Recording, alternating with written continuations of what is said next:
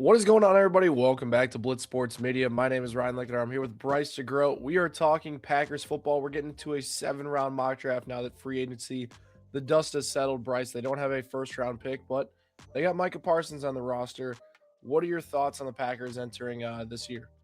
Yeah, I mean the team's very talented. We saw how good they were before they got pretty much killed with injuries. I mean, Kraft went down, Parsons went down, the Jacobs was playing half injured. The ball just kept rolling down, but they were the NFC favorites at some point. You look at it back like week 6, week 7. Um, they were the NFC favorites. So the team definitely has talent. The division's a tough spot in the first place, so that's going to be the big task at hand. But the team definitely has talent, but it also has some holes that we're going to fill up in this mock draft. So Yeah, the Packers obviously are one of the teams that don't go crazy in free agency. Quay Walker is one of those names that walked. Elton Jenkins, a big force on that offensive line, is gone as well. So there's been some subtractions in Green Bay. Not a ton of additions. They have tight cap space. Obviously, Jordan Love and Micah Parsons' contract makes that a little bit difficult. So with Green Bay, this is a team that's been to the playoffs multiple years in a row. Right? They seems like they get there, they lose within 1 to 2 games, and they're not really a Super Bowl threat. So Bryce, our task is to turn Green Bay into a Super Bowl contender this year. Let's see if we can do it. We're on the Blitz Sports Media Mock Draft Simulator. Remember, you can get into this thing 7 rounds free. You can trade, you can do whatever you want. There's no paywall with our mock draft simulator. So hop on, try this thing out. Okay, so we're going to go on into here and we're going to have to wait a little bit. Obviously, with the second round pick, Bryce, is there any positions you see with Green Bay that would make sense in the second round? yeah, corner. I mean, I look back and I'm like, um, you're looking at a D tackle or a corner, and I don't really think there's an in between. You lose Rashawn Gary, but that's more Parsons and Van Ness stepping up at that point. D tackle, they added a couple pieces there. I don't really know how I feel about it, but I think they're pretty set there. But you look at the cornerback room, it's very weak. That's by far the weakest part of the team in my eyes, besides maybe special teams. But yeah, we land right here, and I think the pick is clear as day. I am a Ponds fan. On the smaller but if you give this guy 3 inches of height, he's arguably a top 10 pick. It's just he's a little undersized, so he'll slip a little bit. But this guy's a dog, and I think this kind of falls into Green Bay's lap perfectly here.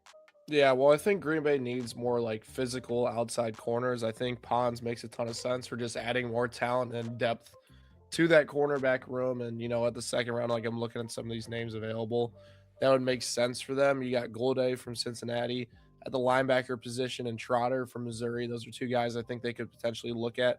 They're available here. Keith Abney, another cornerback that would make sense for them.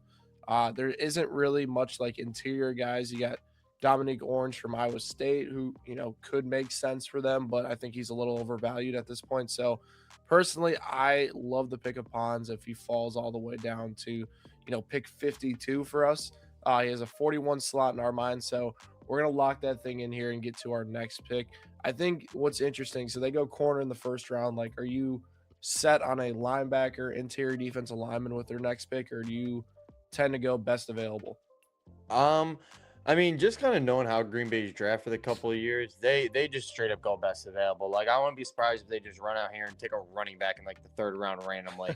Like, it's just how they run, and I don't know how I feel about it, but that's kind of how they rock and roll. So I don't know. When I just look at this Green Bay team, like I don't even really think about the offense. Like I think the O line is perfectly fine. The wide receiver core, hopefully Golden steps up. Like I'm not really worried about that side of the ball. It's just I'm worried about. I like the safeties. I like the edges. It's kind of like that middle piece, like that linebacker corner gap. That I'm like, I wouldn't be mad if you spent every single one of your picks on a linebacker and corner and hope you hit on half of them. Like, so I mean, I'm wouldn't be shocked if they go best available, but where my eyes goes are kind of to those positions once again. So looking at the linebackers, you got Deontay Lawson, who makes the most sense potentially at this slot. Some of the other guys are a little bit overvalued here, but the interesting part with how the board fell is you got Traden Stukes from Arizona still available at this slot. Really good player, Joshua Josephs from Tennessee, an edge rusher.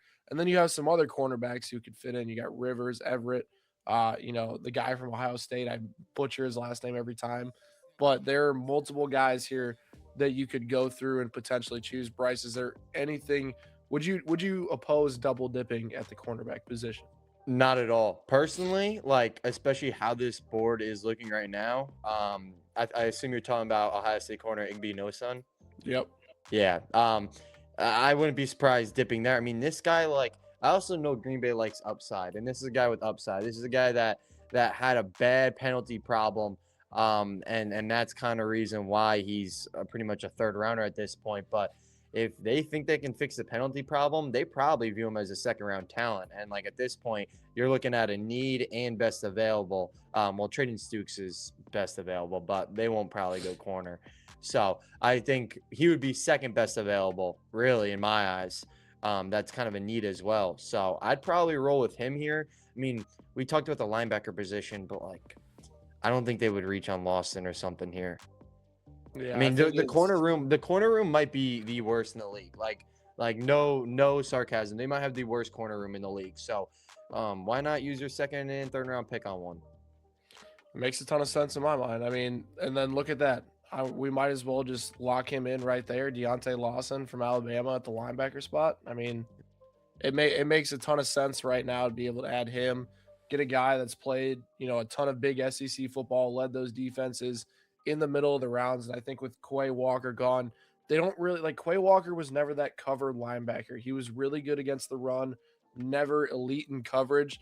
You're not asking a guy to come in and just be an absolute game changer, Fred Warner type linebacker. You need a guy that's really good against the run and can help, mold a defense with that guy there. I think Lawson kind of fits that profile in these middle rounds. So I'm going to lock him in. There is some other, like Jalen Kilgore. I have him slotted just kind of higher than where he's been going in a lot of drafts. I think he's a really good player. But Green Bay's in an interesting spot. Obviously, they got uh, McKinney back there. And, I don't know if safety is, this is a deep safety class. So, like, if Green Bay wants to double dip at safety, they can. But I don't really see them doing that. Yeah, no, I think that's a great pick there, and I really think like you're looking at linebacker, corner, like first three picks, but realistically, that's what they need. Like they don't really have much. Those are the two biggest weak spots, and it's not even in question. So hopefully you hit on at least one of them and roll from there. But then we come up in the fourth round, and this gets interesting because I'm looking at Claiborne, and I'm like, I wouldn't be Mm. surprised if they added him here. Jacobs like is good, really good. Don't get me wrong, but Emmanuel Wilson as a backup, who really knows? And oh my gosh, I'm blanking on the other guy, the other backup that they drafted 2 years ago that just hasn't been healthy. Um, s- s- Um, Sadly, but Chris um, Brooks. Chris Brooks. no, he plays a little bit. This guy, he had the neck injury when he Oh, got drafted. Marshawn. It's Lloyd, like Marshawn Lloyd. yes, Yep. Marshawn Lloyd. Yes. So like I just look at it and I'm like, who even knows if he's ever even gonna play? I mean, 2 years didn't even really play a snap. And then Emmanuel Wilson, decent backup, but Jacobs isn't getting older. He's not 30, but he's 28, getting in the high 20s. So I wouldn't be surprised if they go Claiborne here and try to like reach for upside and kind of let him be the RB2 and hopefully can take over in like 2-3 years when Jacobs done. I mean, I don't know if you have anyone else that kind of stands out to you, but like I I think locked he'd it be in, a bro. I love Claiborne. He's an explode. Like it's a different type of back than Green Bay's had in quite some time. They draft the same type of running back every single year, and like I get it. Like you have a certain type, but Claiborne has more upside in the receiving game and what this offense can do to stretch a defense out to the sidelines. And they kind of need that, I think, to provide a different element in this offense instead of more of a north-south runner. You're adding a guy that can be pretty shifty, on the sidelines. And I think that's pretty valuable for this offense overall. So now we're sitting here at pick 201, have not addressed interior defensive line or interior offensive line. I don't know about you, Bryce, but DJ Campbell from Texas kind of stands out for me. They had a lot of turnover on the interior part of that offensive line. They need to address it. We haven't done a good job of addressing it, but this feels like a good fit for, like I mentioned, this team runs the ball a ton, up the middle with Josh Jacobs and the interior part of this offensive line, getting a mauler in there like Campbell, 6'3", 330. I think that makes a lot of sense at this pick. Is there anybody else you'd consider here? I'm looking around. I think that's solid. I mean, just because I'm a little bit higher on him than most, it just the name sticks out to me is Bishop Fitzgerald. Not that it's really a need, but it's just like when I look at all these names, I'm definitely higher on him from a talent perspective than a lot of the other guys. But uh, interior line is definitely a need, so I'm up for that. All right, let's lock him in. All right, we're gonna be coming up again here soon. There's actually a guy that I think would make a ton of sense that went to NIU if he's available. Let's see. Let's see. Come on, fall into our lap. Come on, come on. We're there we are. There we are. Pick 237. Pick 237. He's still there. Skylar Gill Howard from Texas Tech this past year was a Husky. Very solid interior presence, dealt with some injuries, missed a lot of the year. He's a guy that can move in the interior part of the defensive line, can play on the outside as well, gives them a lot of versatility in there. I don't hate it. Is there any other positions, though, that like you see fit? And obviously, we can go look at some of those position groups with, like we're just kind of picking guys that we like at this point. Yeah, I don't mind the Red Murdoch move at linebacker. I mean, Dude, he's gone. Red Murdoch's gone. he's on my board. Nah, he's gone, bro. He's cooked. Someone, you made the pick at the 237. Chiefs I thought took we him were at still talking 210. about that. What'd you say?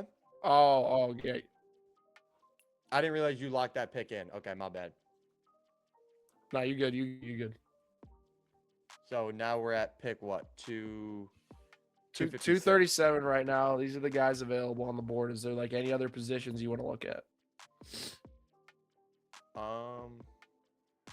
Red Murdoch isn't available for you? Nah, dude. The Chiefs snagged him from the Packers, bro. Why is he available for me? Dude, it's random. It's random. You never know what's gonna happen. Oh, I figured we were looking at the same board. Now that makes a little more Yeah, sense. see, yeah, that'll do it. That's cool though. Like it's different. Like you don't get the same just guys every time. And that is better actually. I just Yeah, didn't really yeah, a click. little bit of variance in here. I wish I could have been able to do that. Would have been very easy on my end, and instead I got to do all this random stuff to get them all in here. But we were yeah, I mean, synced up before that too, which is kind of crazy.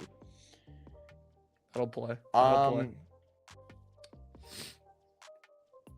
But I don't know. I don't mind. I don't know because what if we taken for them? We took 2 corners, interior line, linebacker. Running back, yeah. Yeah, no, I would definitely look. Like, I really think probably a D tackle.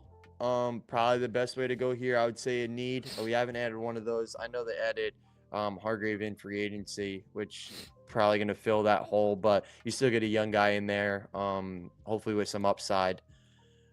Yeah, Any guys? I like it. Any guys here that stick out to you?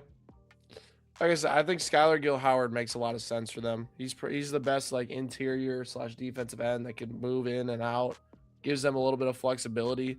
I think with what Green Bay needs on that defensive line is more guys that can move around and play different positions. They're not gonna, unless like Lee Hunter falls or some of these run stuffers fall in the second round, they're not really gonna add that true run stuff defensive tackle. So I think with them, they should look at who can we have that's versatile on this defensive line at the end of the draft that can move around for us.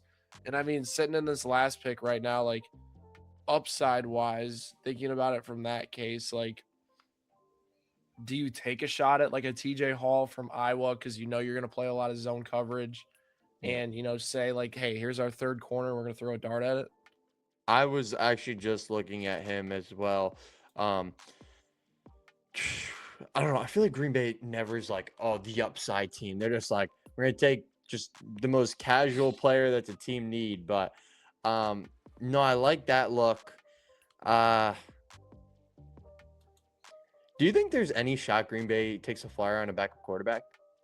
Ooh, they don't really have one. Yeah, Castellon, like, I mean, I think what would be frisky is Haynes King from Georgia Tech because he's a straight rushing. Like, it kind of reminds me of Malik Willis in a little bit. where Yep. he's like an elite runner of the football, uh, not really a thrower, and maybe he comes in and plays an interesting style of offense. No, I actually I like that pull. Like you said, he's pretty much like I was either I'm Castellanos pass on him. I don't like him. Don't think he's good. But Fagano or King would definitely have my eyes here. But All right, I like the King one just because like you said, it's Malik Willis. yeah, let's lock him in. So this is our draft, guys. You got Pons, and you can say it because I mess it up every time. Oh, Igby no son. Yeah, I was gonna pronounce it as Iguodala. You got Lawson, Claiborne, Campbell, Gil Howard, and King. We addressed the interior part of that defensive line towards the end of the draft. A little bit concerning there. Got the offensive lineman and DJ Campbell. The cornerback room was the biggest addition from us. I think this puts the Packers in a really strong spot to, at least have some upside guys in that secondary to, go out there, try to improve on that, and then go from there. Do you think this draft class gets them to a Super Bowl? I think the potential's there. I really think like I'm gonna send this to Goot after once we get off here. I'm gonna email this and be like, here's your guide. But no, I just like I don't know what it is, but I go back to this team and I just think of last year. Like obviously you lose a couple pieces, but I just look at it and I'm like, the cornerback room was so bad, and like that was a problem. Once Micah got hurt and you didn't have him in the quarterback's face for 2 seconds, the corner stood no chance. Like the talent wasn't good enough. So I mean, if you can add Pons and Igby Nosun, like an outside corner that has upside, while Pons is elite. Like he's gonna come in and have an impact immediately. I truly believe that. And you get more of an upside guy on the outside that has potential. I really think you're in a good spot to really build those guys up. And even if one of them can hit, like it's still a win with how bad the room is. And then as we talked about, you're just getting depth and upside players there on out. But I'm all for a corner start for the Packers. Yeah, I like it too. I like it too. Well, hey, drop a comment down below what your thoughts were on me and Bryce's mock draft for the Green Bay Packers. Hit that subscribe button for mock drafts from every single team and full first round mock drafts this off season. We'll catch you guys next time here on Blitz Sports Media.